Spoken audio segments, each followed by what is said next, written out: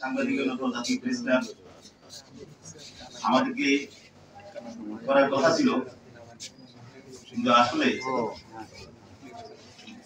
আমরা আমাদের উদ্যোগ আছে, আমরা এখন পর্যন্ত চূড়ান্ত পর্যায়ে পৌঁছতে পারিনি।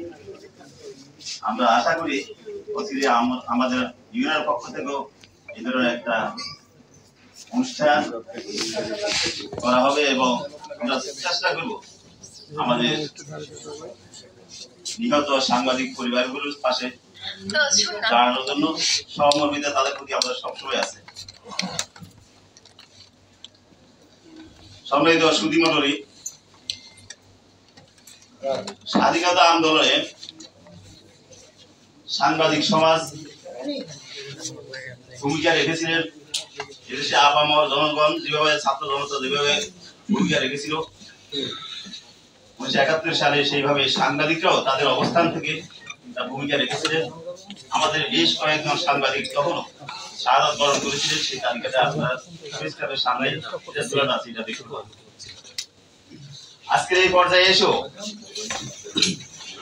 2024 সালে যে আন্দোলন হয়েছিল, ছাত্র জনতার আন্দোলন, এই আন্দোলনও ছাত্র জনতা, শ্রমিক জনতার আন্দোলনের পাশাপাশি সাংবাদিকরা পিছিয়ে থাকেন নাই। সাংবাদিকরা তাদের অবস্থান থেকে তারা ভূমিকা রেখেছেন, আন্দোলনে তাদের অংশগ্রহণ ছিল এবং সবচেয়ে বড় বিষয় হলো আমাদের পাঁচজন সাংবাদিক এই আন্দোলনে শাহাদাত বরণ করেছেন। এটা আমাদের জন্য অহংকারের বিষয়, যদিও আমাদের এই পরিবারগুলো আজকে খুব অসহায়, তাদের ভবিষ্যৎ অন্ধকার। তারপরও আমরা মনে করি এখানে সহস্রাধিক ছাত্র জনতার ত্যাগের বিনিময়ে যে আমরা যে আজকে যে ফসল ভোগ করছি, সেখানে সাংবাদিকদের এই ভূমিকা, এই কন্ট্রিবিউশন নিশ্চয়ই জাতি স্মরণ করবে। আমরা সকলেই এই নিয়ে গর্ববোধ করছি। ভাইরা,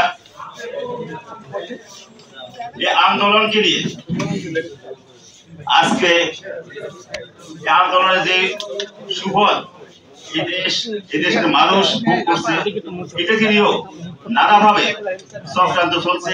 এই আন্দোলনকে ভিন্ন খাতে প্রবাহিত করার জন্য নানা ধরনের ষড়যন্ত্র চলছে। বিপ্লব প্রতি বিপ্লবের দড়ি প্রতিনিয়ত আমরা শুনতে পাই। সেই কারণে আমাদের সকলকে যার যার অবস্থান থেকে আমি মনে করি আমাদের ভূমিকা রাখতে হবে, সজাগ থাকতে হবে। ষড়যন্ত্র চক্রান্তকারীদের বিরুদ্ধে আমাদের সকলকে চোখ কান খোলা রেখে আমাদেরকে কর্মপন্থা নির্ধারণ করতে হবে, আমাদের এগিয়ে যেতে হবে।